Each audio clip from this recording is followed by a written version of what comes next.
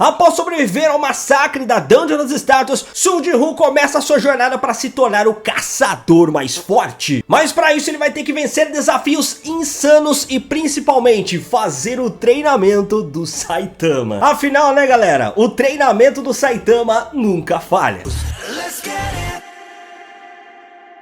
Fala galera, sejam bem-vindos ao minha resenha Anime Cego. Vamos lá, né, falar desse terceiro episódio do Solo Leveling que, olha, melhorou o material original mais uma vez. Fizeram uma pequena mudancinha lá que, meu Deus, a galera que lê o manhwa vai ficar assim maluca, tipo, pera aí, eu conheço esse cara. E pra quem nunca leu, vai ser melhor ainda, porque você já vai conhecer esse carinha aqui que será introduzido ali na frente. Tivemos também ali, mais uma vez, a aparição da Cha-Ren, que vai ser a grande garota desse anime. Vai ser a Best Girl aí, que todo mundo vai ficar maluco com ela. Em relação a Jory, né, que é a healer, né, do primeiro e do segundo episódio, a gente vê mais a psicologia dela, de como ela ficou quebrada mentalmente. E é fantástico, porque isso não tá ali nos primeiros capítulos do manhwa. É falado ali o estado dela, mas o anime, ele introduziu essa cena que é totalmente original. Mostrou lá um cara ligando pra ela, pra que ela pudesse participar de uma dungeon e tal, e ela completamente traumatizada.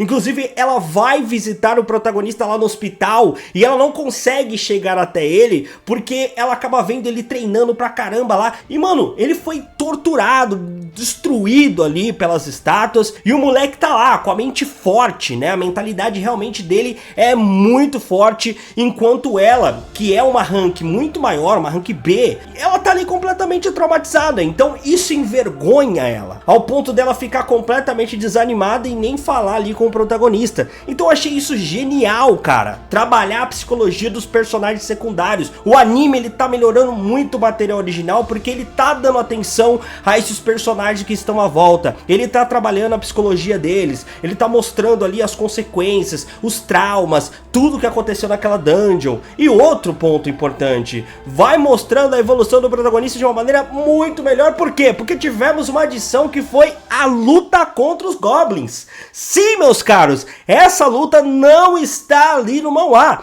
Então, tipo, no manhwa ele já entra ali naquela parte ali daquela dungeon secreta e ele já enfrenta aquele lobo logo de cara, que é um mini boss ali, porque vai ter um boss. Então, como ele já tinha enfrentado goblins antes, o anime ele coloca ali esses goblins no qual ele já teve contato, no qual ele já vê o estilo de luta e tal, e ele começa a desviar, uma luta muito boa por sinal, bem coreografada, e cara, isso é um extra. Estão adicionando coisas a mais e isso engrandece ainda mais o desenvolvimento do protagonista. Por quê? Porque ele pega ali um Goblin que é um pouco mais fraco, vai lutando, luta com 1, luta com 3, e aí depois ele acaba enfrentando um lobo muito mais forte, porque ele acabou de ver que ele tá um pouquinho mais forte, que ele conseguiu derrotar aqueles Goblins, e aí acontece o que? Ele ganha um pouquinho mais de confiança, mas ao mesmo tempo ele tem um trauma ali, porque ele fica, né, com as pernas tremendo quando ele vê aquele lobo assustador na frente dele. Mas mesmo assim ele vai lá e encara esse lobo. Então é muito interessante como essa simples cena vai adicionando ali mais contexto, mais desenvolvimento ao personagem. Isso eu falo de forma geral, porque a gente tem ali no hospital, que é a cena da enfermeira indo ao quarto dele e vendo que ele não tá lá. Cara, ele simplesmente sumiu ali do quarto. No manhwa não existe isso. Ele desaparece ali do hospital, vai para aquela dimensão paralela onde ele enfrenta aquele bicho gigante ali no deserto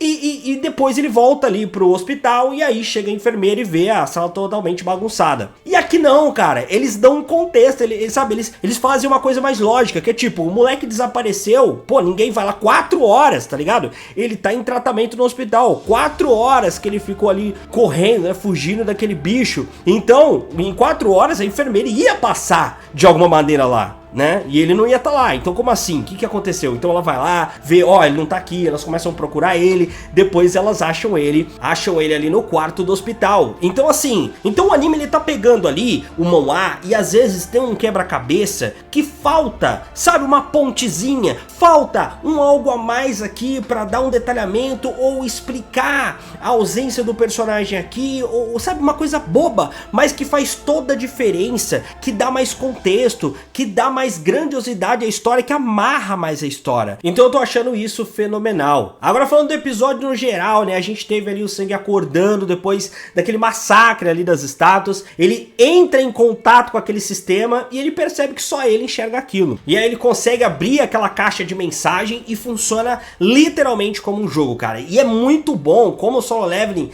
consegue gerir muito bem isso, sabe? Trabalhar essa parada do sistema do jogo, tem a parte do inventário e, cara, é muito bem feito, porque assim, todos os itens que vocês estão vendo agora ele ganhar ali, a gente vê uma caixinha, a gente vê uma chave, tudo isso é utilizável, tá? Tem coisas que ele vai pegar daqui 2, 3 episódios que talvez ele use na segunda temporada, então vai tá lá. Ele vai te mostrar ali, ó, esse item faz isso, isso e aquilo. Aí você fala, pô. Aí chega numa batalha, do nada você fala, pô, mas se ele... Pô, e aquele item lá do episódio tal? Se ele usasse aquele item, e ele vai e usa. Então a obra trabalha muito bem essa coisa do inventário, de gerir ali os seus itens e tal. Então é muito bem estruturado. E aí ele acaba vendo ali, né, uma lista de missões diárias que ele tem que cumprir, senão ele sofre uma punição. E é muito legal, lembra qualquer MMORPG ou simplesmente um Genshin Impact da vida, né? Os gachas que tem ali, se você entrar todos os dias você ganha ali uma recompensa, você tem que estar fazendo login, né,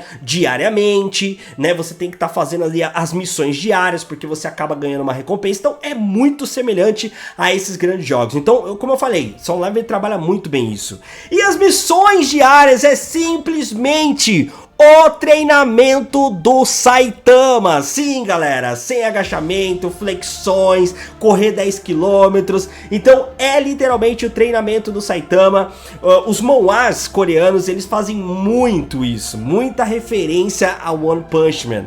Cara, não é só Solo Leveling. Outros manhwas que vocês lerem, vocês vão perceber que a maioria ali usa o treinamento do Saitama. Então isso é meio que um meme e é muito legal, cara, muito bacana mesmo. Então ele começa ali a fazer o treinamento do Saitama, porque é claro, ele viu que se ele não cumprir o treinamento do Saitama, uma punição vai acontecer. E ele simplesmente sofre essa punição sendo jogado ali por um deserto, tendo que fugir de uma centopeia gigantesca, monstruosa, e ele literalmente fica ali correndo por 4 horas seguidas.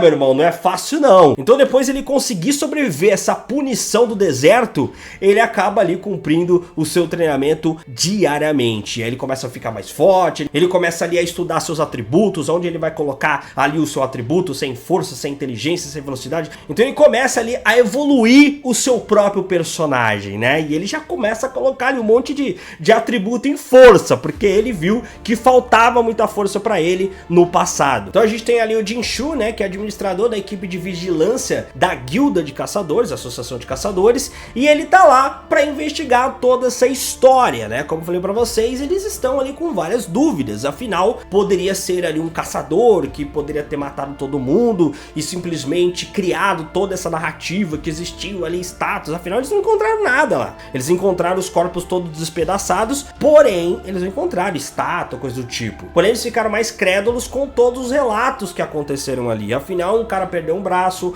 a Junri ali, ela não quer nem voltar para as dungeons, ela ficou completamente traumatizada. Então a gente tem ali essa conversa de que talvez o Sang poderia ter recebido o segundo despertar e tal, e feito toda aquela merda. Então ele tem ali várias dúvidas. E aí o Sang acaba fazendo o teste novamente e não acontece nada. Afinal, nem tinha treinado ainda, né? Depois então ele começa ali o treinamento do Saitama, né? Fazendo ali uma corrida de 10 km, sem flexões, sem agachamento, sem abdominais, entre outras coisas. E aí ele vai conseguindo ganhar atributos e vai distribuindo em força, né? A gente vê todo o problema psicológico ali da Junri, né, que não consegue mais realmente voltar ali pras dungeons, uma coisa que foi extra aqui no anime. A gente tem mais uma vez a aparição ali da Sharin, né, que vai ser a best gear aí de Solo Leveling, e principalmente, cara, o extra ali da luta, né, contra os goblins que eu já falei, e principalmente a introdução desse cara aqui, que vai aparecer lá na frente e será importante ali para o próprio protagonista se desenvolver.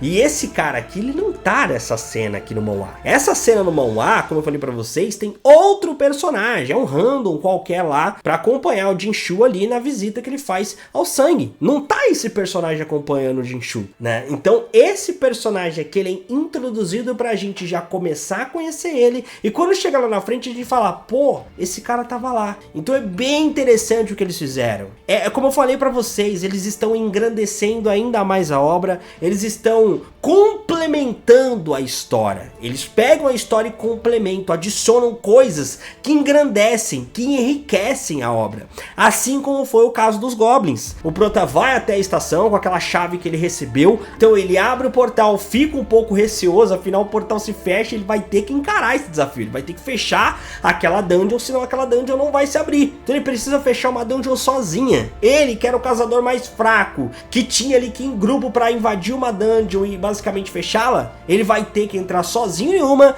e fechá-la completamente sem ajuda. Então a primeira coisa que ele encontra são os goblins ali, que ele luta e tal, consegue matá-los, fica se sentindo um pouco mais confiante, e aí chega aquele lobão que arrebenta logo de cara com a arma dele, e agora ele vai ter que enfrentar esse lobão na mão, meus irmãos. E aí que o episódio seguinte promete, porque se eles adicionaram um monte de ceninha extra aqui nesse episódio, principalmente ali com os goblins e tal, imagina o que será essa luta no próximo episódio. E cara, essa luta é frenética no manhwa, então eu espero assim que seja incrível aqui no anime também. Então é isso, galera, espero que vocês tenham gostado desse vídeo. Se gostou, deixa seu gostei, se inscreva no canal, e esse foi o review do terceiro episódio de Solo Leveling, que mais uma vez acrescentou coisas, melhorou o material original, e eu estou muito satisfeito com tudo que eles estão fazendo nessa adaptação. Beleza? Mas e você? Deixa aí nos comentários, comente. Até a próxima e fui!